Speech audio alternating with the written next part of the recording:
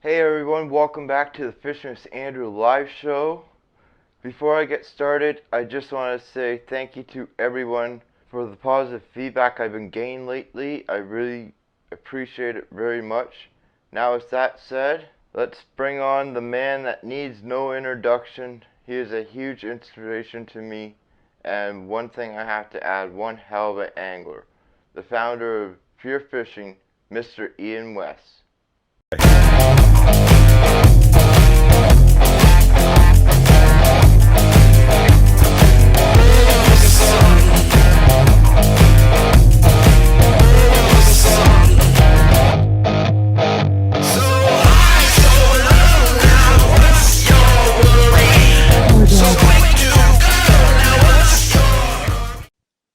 Pleasure to have you on.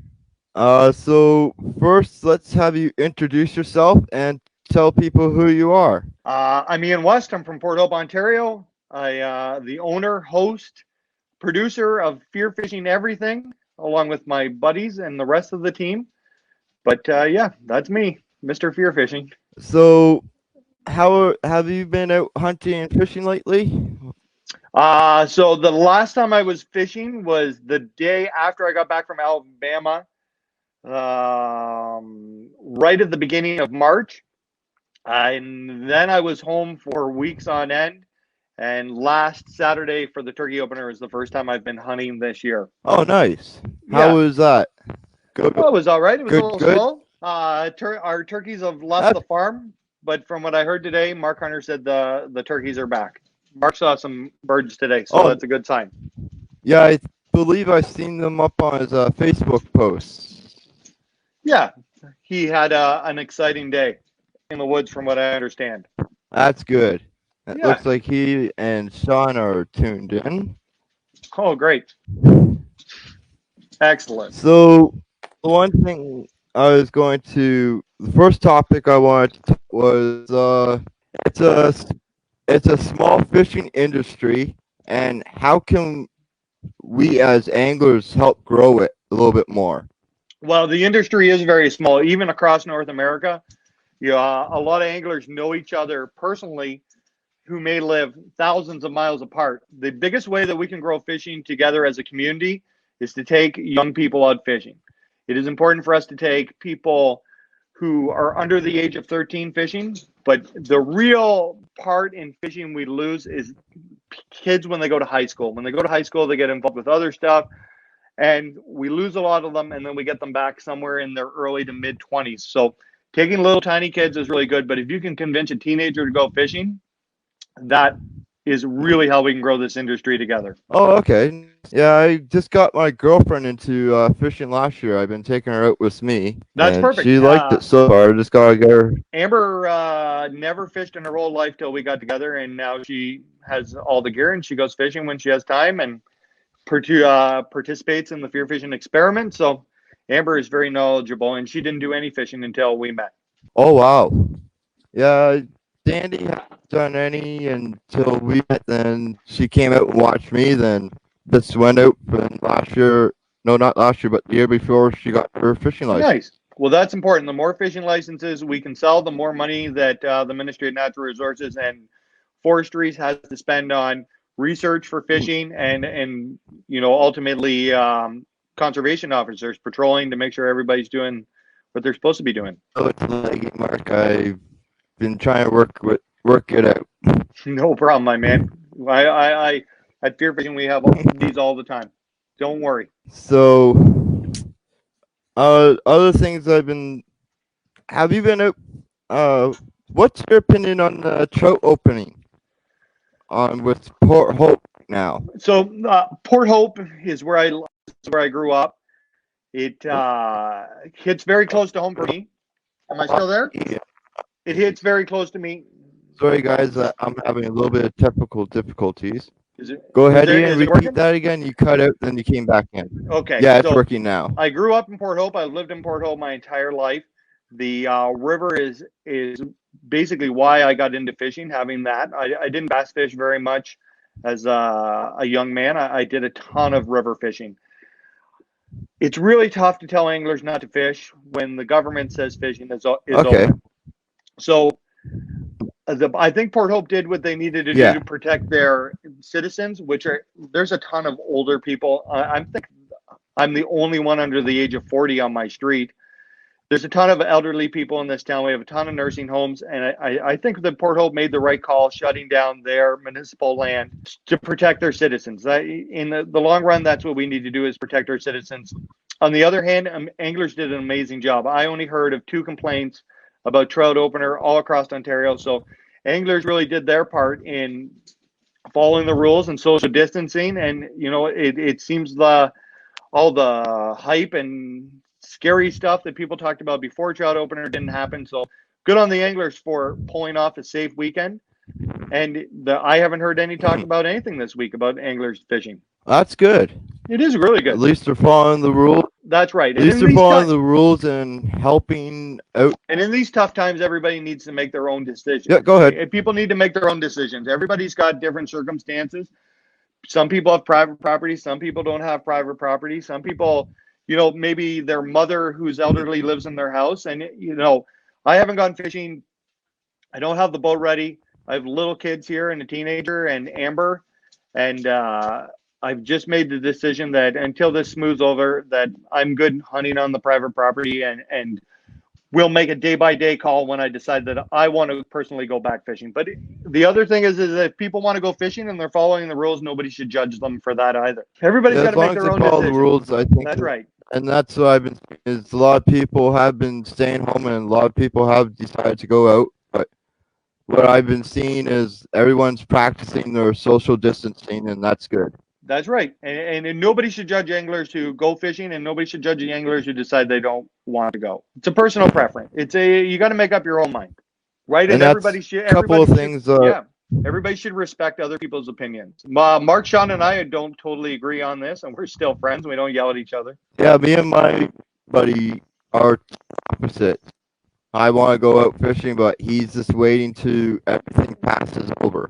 Yep. So all I've been doing to get my craving for fishing is just doing trick shots in my driveway. There's nothing wrong with that. I did the cooped up trick shot last week, the longest cast. And anybody who doesn't think I made it, I did. I liked your video. No editing. It was all legit. I seen you. I'm like, yeah, I can't complete that one. Yes. I did mine and got mine up yesterday. Yep. Worked out pretty good for me. Awesome, man. If you can't go fishing, that's probably the second best thing to do right now, is practice your trick shots. Cooper came up with a good idea there. Yeah, for sure. Yeah, he did. It gets people involved. Idea too. Coop killed it on that one. Yeah, he did it really well. Another thing is, one thing I wanted to talk about was, how did Fearfishing come along? So Fearfishing started. I guess we posted their first Fearfishing video in 2008 on YouTube. But before that, it was called Horniak and West Outdoors. My best friend in the whole world, like my brother, Marley, and I were like everybody else, and we wanted to film fishing videos. So before there was, YouTube, we used to film fishing videos on mini DVDs and then edit them and put them onto regular size DVDs and then hand them out for people to watch.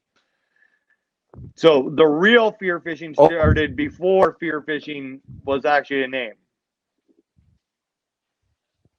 Okay. Yeah, so we used to make DVDs and hand them out. I still have some of the DVDs. Was there a way on how did you come up with the name Fearfishing? Well, as like everybody else, we needed a catchy name. Horniak and West Outdoors was kind of not working for us. So we got a big bottle of whiskey.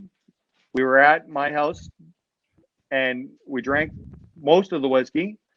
And we just started writing out a whole bunch of words on 2 pieces of paper. And when I woke up in the morning, the words fear and fishing were together. And we talked about, what that meant. And I think people sometimes think that it's like we're afraid of fishing.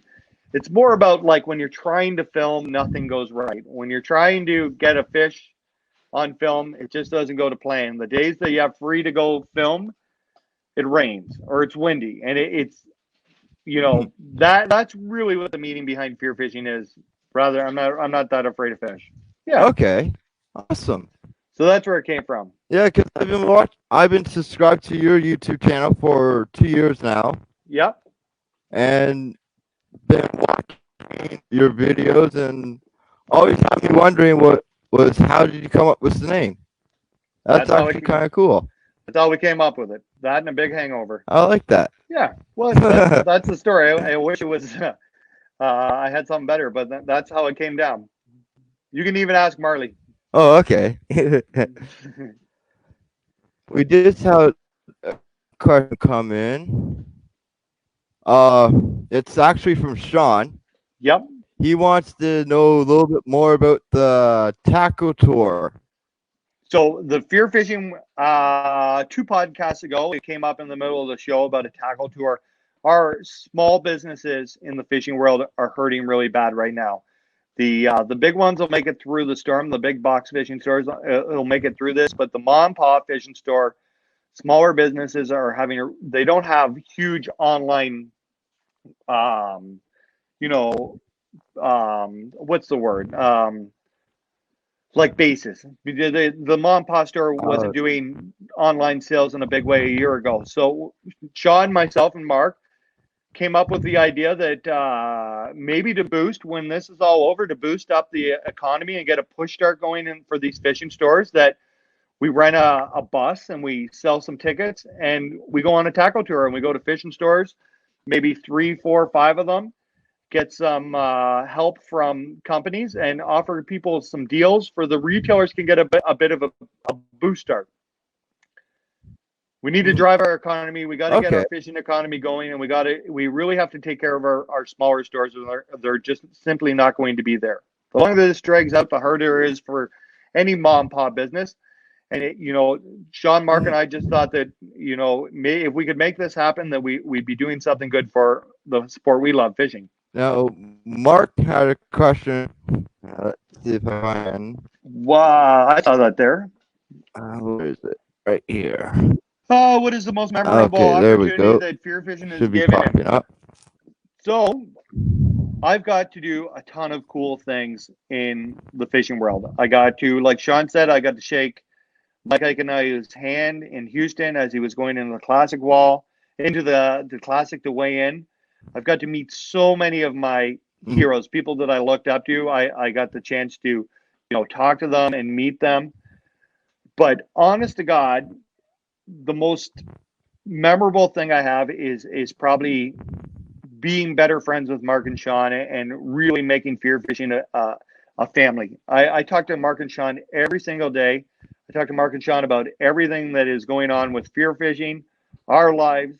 When we ended the podcast last night, Sean and I talked for hours afterwards on video phone. So the best thing that fear fishing has brought to me is my best friends who I go hunting and fishing with, and along with that, hundreds and hundreds and hundreds of people that I met through fear fishing.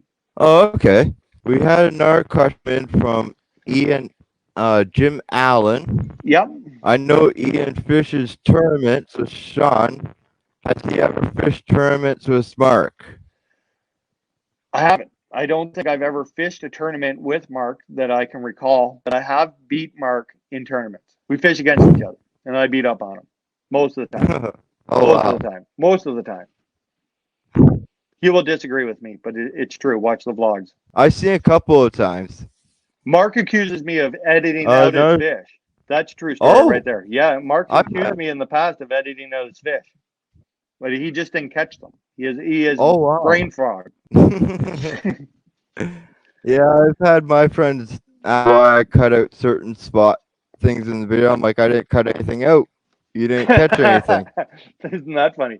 So yeah, I've never fished a tournament with Mark. I'd like to fish a tournament with Mark. In the weird part is, Mark and I don't really get to fish that much in the summer because we're always fishing against each other. But hopefully this year, when things open back up, we've got a new plan at fear fishing, and I'll be able to fish with Mark a lot more. I miss fishing with Mark. Yeah, it seems like everyone's going to be wanting to get back with their fishing partners real soon after this is all done. Well, I think as much as I love to hunt and fish, the hardest part for all this for me is not to be able to hang out with my friends. I like Like when it comes down to it, Saturday when I went turkey hunting, Mark was on the property, but we can't really hang out with each other right now. So I didn't even see Mark. And that's the hardest part, because a big part of this for me is, somebody getting a deer and being really excited and tackling them and hugging them, or, Sean catching a big fish and giving my buddy a hug, or Mark, catching fish. And that's the big part of it, is us hanging out. It's been incredibly hard to do the fear fishing experiment on, via Zoom and not having everybody over to the house. Lots of times before podcasts, we have dinner together, and we hang out and we chat and we have some fun, and then we have an hour or two meeting afterwards. So that's been the hardest part, is I don't get to hang out with my buddies. Yeah, I miss hanging out with my buddies right now, and when this is all over, I think we are going to be going up to Rice Lake for some walleye, if we even allowed to do it. Well, that's a big thing. Once this is over. I'm not somebody who can get my boat ready today and then wait another 2 or 3 or a month. So I will get the boat ready as soon as I get the okay to fish, and I will have her up and ready in 24 hours, and we will be on the water. But it will drive me nuts to get that boat ready and to sit and think about fishing. I'm doing everything I can not to think about fishing right now. Yeah, I know it's hard. We had Moose comment in, asking how many people he likes in his bed at the Classics. So we can talk about that story. Moosey, Sean, Lawrence, and Rich Asen on location all decided that they weren't done after the Top Golf, so they continued to party all night. And at 4:30 in the morning, they all decided to crawl into bed with me and wake me up. So I'm good, though. I appreciate the hugs, guys. I never had that happen to me yet. That's probably not even the Been first time waking that's up happened. really early in the morning. But yeah, it's probably not even the first time. Now, my one friend sent in a question yesterday. I think it was yesterday or the day before. He was wondering, how did you become a representative for Daiwa? Well, that's a good story. So I used Daiwa reels forever. I have a ton of Daiwa reels here that are 10 years old. I probably have some that are 15 years old. When I was 10 or 12, I remember my dad ordering me a Daiwa reel from Bass Pro Shops, like when you used to call into the United States and they would send it here. So I always use Daiwa reels, 100 HSs. I've still used them today. So I had been floating around different brands, and the Fear Fishing brand was getting bigger and bigger. And Mr. Kyle Crothers reached out to me and wanted to know if I was interested. And we had a conversation. And then it took a year till the next spring fishing and boat show. And I'd really thought about what I wanted to do and what brand I wanted to represent. And I went to Kyle and Greg at the show and told them what I was going to need to make this happen. And they told me what they were going to need on their end. And it's been awesome since. Not only do I love the Daiwa products, I really love the people behind the scenes at Daiwa. I can tell that in your podcast last night when you're talking with the Exxon guy. Yeah. When you're talking about Daiwa, so I could see how much you guys are liking those two brands, and it really means a lot to me to the people who we partner with. Kyle Crothers is one of the Daiwa Canada reps. He is right up there in my best friends. I talk to that guy every day. When I get frustrated, I call that guy and vent to him, and we have discussions on how we can make things better and how we can make the fishing industry better. So that's what's most important to me, is that repping brands that I really believe in, but repping brands for people that I really believe in too. Okay. Yeah, because last night's podcast, I watched right after the second part. Yep. I noticed that you had Brandon on podcast last night. Yep. Great guy he is. Brandon is Like one of the the stuff he's nicest doing. people on the entire planet, not alone in the fishing industry. I'm really lucky that I get to chat with Brandon from time to time, text messaging. He is every bit, if not more, of a great person off camera than he is on camera. He is a stand-up guy and somebody in the industry that everybody should look up to. There's nothing worse than meeting your heroes and realizing you shouldn't have met your hero. And Brandon's not that guy at all. Brandon is exactly what you get. Hmm. Yeah, and I see that on his Instagram posts and some of his YouTube videos he's done. Yes. It's Really nice guy he and is. Brandon in person or Brandon on the telephone is the exact same person that he is in those vlogs. And sometimes you meet people who you think are a really great person on camera, and then you meet them in person, and you they're not who you think they are, which is really disappointing for people. But Brandon is Yeah. 100% one of the best people I know. And one thing I do want to mention is it's an honor to have you and the other Fearfishing crew members on the show. I Well, really appreciate the support you guys. I really appreciate you asking myself to come on. I know Sean that's really appreciative that you asked. Everybody, like, fishing as a community is what we need to grow. Fishing, I'm no more important in fishing world than you are, or somebody we've never heard of. If Mhm. anything, I'm less important to the entire industry or Brandon, because we're not the guys who are pushing this market. The people who are really pushing and growing the fishing industry are the panfish anglers, the cottage, the weekend warrior who's off the dock, because there's hundreds of thousands of them versus Mhm. how many podcast or tournament anglers are in. Do you know what I mean? We are a very small percentage, and the intent, Yeah, there's not that there's not many. that many. And in the big scheme of things, the trout fishermen down at the river, or the guys crappie fishing, or walleye guys, are the guys who are really driving this market. We can just bring fishing as a spotlight, but the industry Mhm. is bread and butter is off $100 rod and reel combo and guys who just want to go out and catch fish. So Yeah, everybody, this is really and great what you're doing. It's really tough to get in front of people and throw yourself out there and talk on camera. And you're doing a great job, my man. mhm. Thank you. Another thing to talk about is walleye opening. Yes. Do you have any advice for guys who are wanting to go for the walleye opener? Like advice on how to catch them? Advice on how to catch them, techniques, and where to look. This is what you're going to do. You're going to go to where they are spawning. So it's been kind of a mild spring. So the fish are going to be through their cycle further than other years. But if you're fishing in a river, walleye congregate to spawn in rivers. You need to find deep pools. So anything, my favorite on Rice Lake pools to fish are between 20 and 25 feet deep. Vertically jig them. Use Daiwa J braid Okay. and a Daiwa fluorocarbon leader, quarter ounce chartreuse head, and a 3.5 inch minnow bait, and you just want to pop. That's the key to all this. You want to keep your line straight up and down, and you want to pop. And those big Mhm. walleye will follow it down the river, and you will catch more walleye than you would ever dreamed of. It's not hard at all as soon as you get it down. That's a big thing in fishing, is that everything seems super complicated until you have this eureka moment where you're like, oh my God, that would, like, I've overthought this. It's so easy. Then you just start pounding on fish. Okay.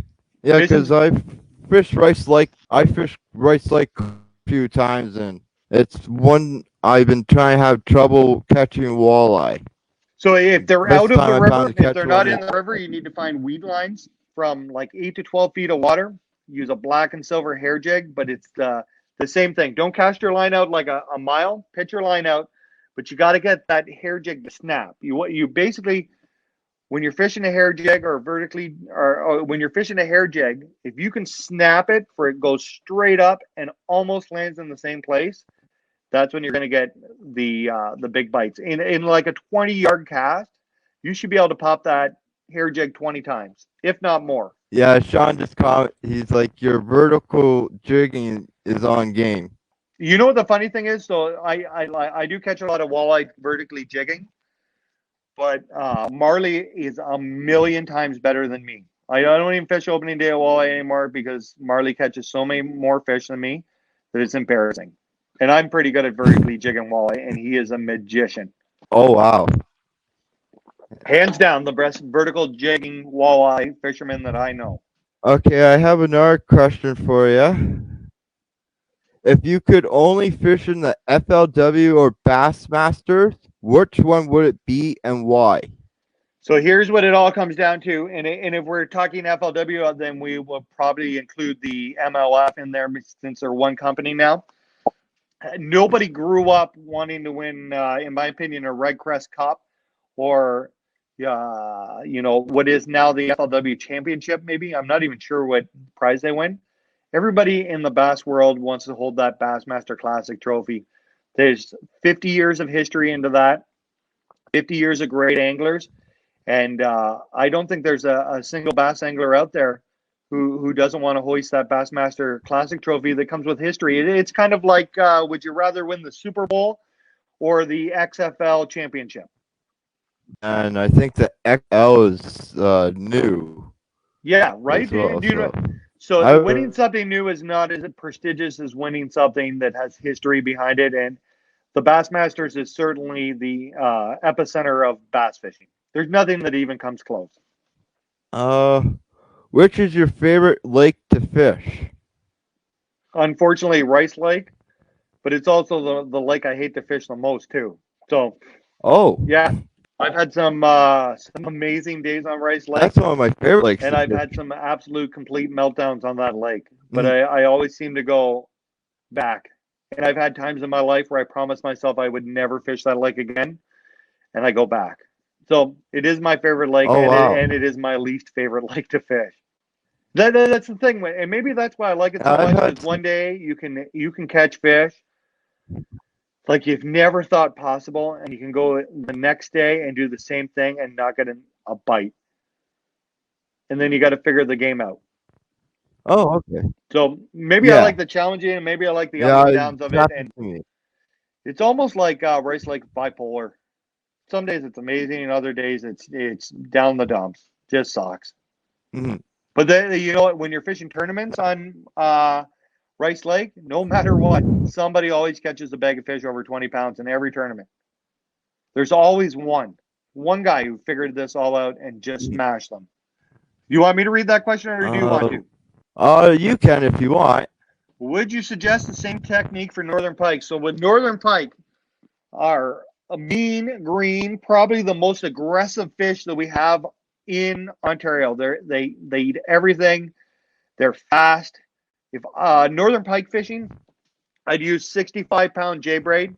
One of my baitcasters, I'd either use a reel on the light side muskie combo, or maybe a Tatua swim bait rod or a Kage swim bait rod with a Tatua 200. I'd fill that full of 65-pound test. Then I would tie a short leader of maybe 30, 40, 50-pound fluorocarbon. And like my Mhm. man Sean McCall, I'd throw giant swim baits for northern pike. Throwing big swim baits like they do down south for bass. There's not a lot of places up Mhm. here where we have 10-pound bass that can eat a giant swim bait, but we have a ton of places that there's a ton Yeah, of big pike that can eat them. So I wouldn't vertically jig for pike. I would look for those big spawners using great big swim baits. that's a great question, Andrew. Thank you. Yeah, good work, Andrew. And had another one. I think that is it right here. It's from Sean. Sean likes pike fishing more than I I think it do. was a crush. I only go pike fishing because Sean wants to go. Oh, okay. Sean's the pike man. Sean knows more about pike fishing than I know. I just go with him and cast. Okay. Now, do you have some advice for people who are just starting out bass fishing? Learn to throw the black mini flipping jig. Go out there. So the flipping jig is hands down the most versatile, greatest bait ever invented for bass fishing in Ontario. You can catch giant smallmouth on weed lines. You can catch big largemouth swimming a jig. But the first couple fish always seem to be tough for people to learn. So my best advice, if you want to catch big bass in Ontario, leave all your other rods at home. Bring one rod, tie a 9/16 ounce black mini flipping jig, and really learn how to use that flipping jig and Okay. have fun.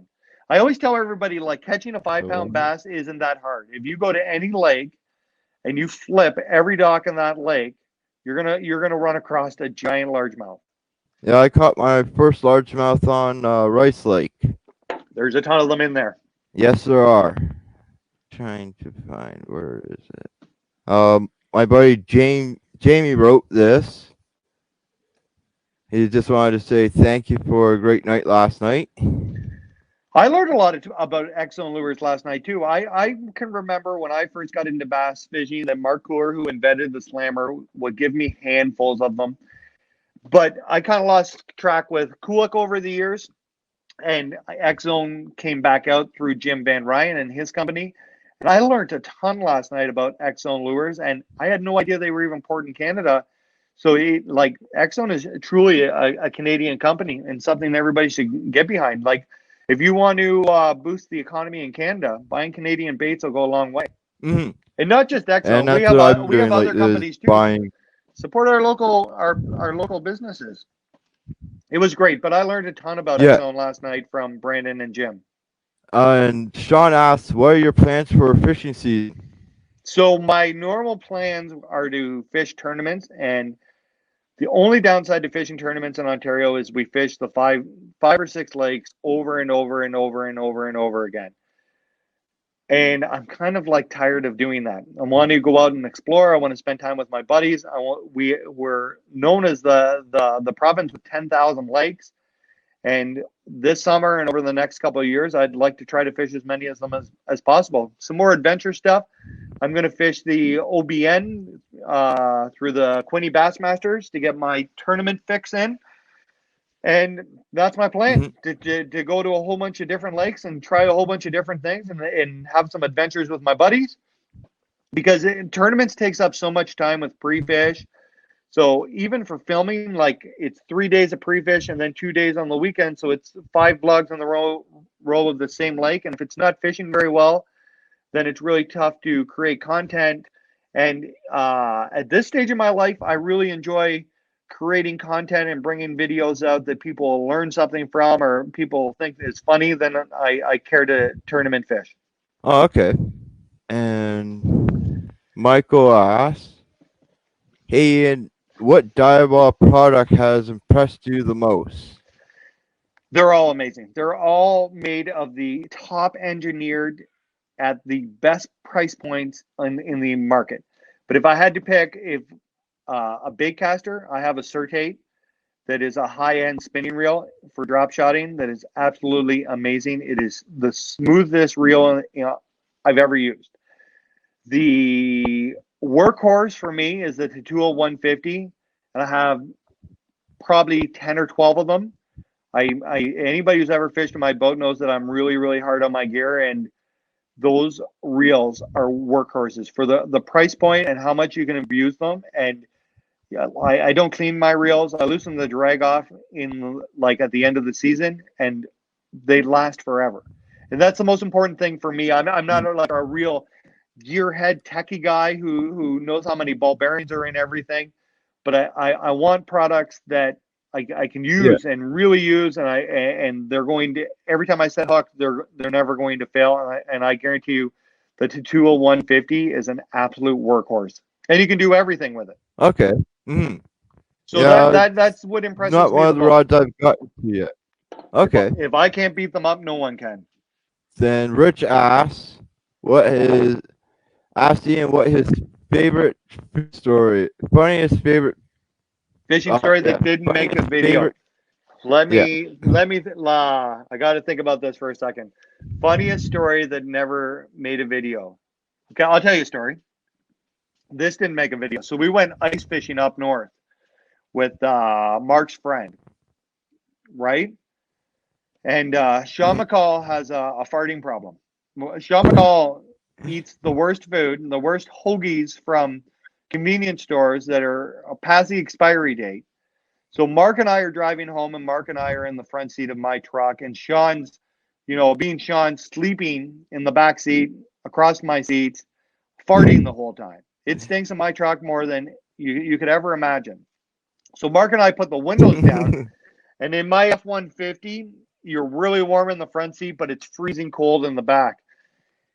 So Sean wakes up, sticks his head through the front seat, and goes on a tirade on how Mark and I, are the worst friends he's ever had in his entire life. And then we had to be like, shut your mouth, get in the back seat, you stink. So that is probably the funniest story that never made a fear fishing video. Oh wow.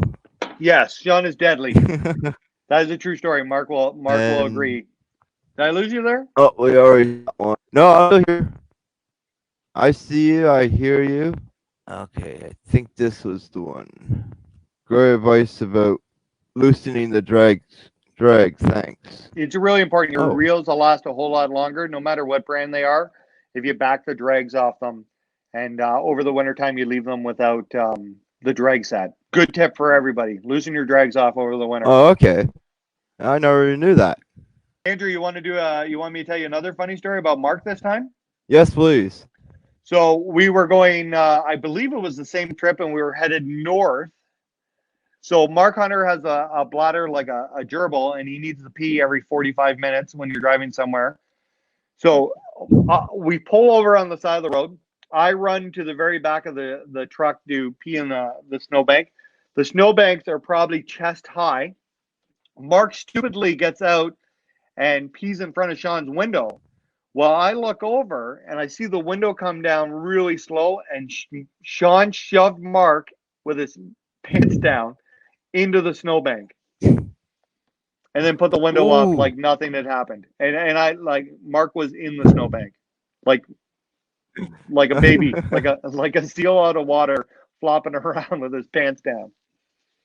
That's a true story too. That's funny. Yeah, I haven't come across any stories with me and my friends yet. We haven't come across ones yet. We just basically go out, fish, and... Yo, hello. I can hear you, man. I can hear you. Can you hear me? Yes, I can. We got magic now. Hold on, let me share this for you. Sean McCall just texted me to tell that it's on now. Oh, thank you, Sean. Yeah, he says well, he was giving me a hard time because I told that story about him. Yeah, I can hear you way better now. We're good to go now. Okay, that's better. Andrew, don't worry about this at all. I know another podcast that did this to Brandon Polnick last night. Oh, wow. Yeah, this happens to everybody. Yeah, I've had a little bit of technical difficulties with a couple of them, but never had this one happen to me like this. It's all learning experience. Not all of us are technical guys. Most of us are just fishermen. Yeah. Yeah, it's tough, man. I feel your pain. Mm-hmm. What you need is yourself a Woody. We have Woody. Woody does all our producing. He does an absolutely amazing job. If it was up to the three of us, the Fear Fishing experiment would never happen. Yeah, Woody does a great job, and I like the artwork what he did yesterday for last night's podcast was beautiful. Mm-hmm. Beautiful. Now, do you guys stream that on Zoom? Yes, we've been doing it over Zoom the last two because my jerry-rigged podcast system didn't work very well. So Woody graciously came back and saved the day. Okay. Yeah, I haven't tried Zoom yet for streaming, but when I looked into Zoom, it costs money for streaming, so... Well, this works pretty good. I can hear you good now. Your internet's up. Yeah. We're getting more questions. And I got my rabbit running. Yep. I got all night, man. No rush. We'll go to... hopefully pop. I think he means... is that one popping up? Mitchell's Bay. I think he means the Mitchell's Bay down in Lake Erie, and I've never fished it before. But it's probably smallmouth. Throw a jerkbait, find them, and then land them with the slammer. That's my advice. If you want to find smallmouth bass, burn a white spinnerbait just underneath the surface or throw the jerkbait. Just don't be like Sean McCall and hook your partner in the leg. I've been hooked in the eye a long time ago, and that hurt. So I kind of know what that feels like. I've never got hooked in my entire life fishing until last year. I got one in the jerk bait through my jeans into my leg by Sean McCall. I was with Scott Walton, and I got a crankbait in my thumb attached to a smallmouth bass on Lake Ontario. And I guess it was the year before, right before the classic on Balsam Lake, I was making fun of Sean and recorded a video of him sleeping. And then next thing you know, I had a mega bass hook in my hand attached to a smallmouth bass while he laughed at me. Yes. Now, Jim Dalton asked a question. Anyone have any ideas how many fish per acre would be in any of the Crotha lakes? I'm not very. Ian's audio. I don't know if it's the internet or not. Like, my things I am Ian's audio. I don't have your audio no more. Well, guys, I am truly sorry for what's going on tonight. My internet is acting up. I'm probably just going to have to try to figure something out and get everything working. Ian just came back in. Okay, guys, I am truly sorry. My internet's not working and so many people are live streaming. Still can't hear you. That's weird. I might have to actually look into getting buying Zoom now.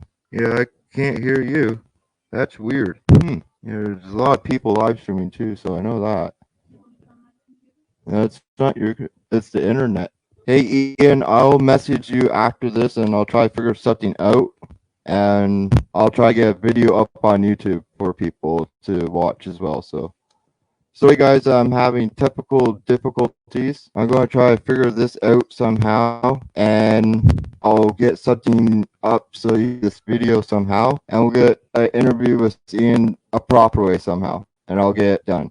But thank you guys so much for your patience, and hopefully everything will work out next time.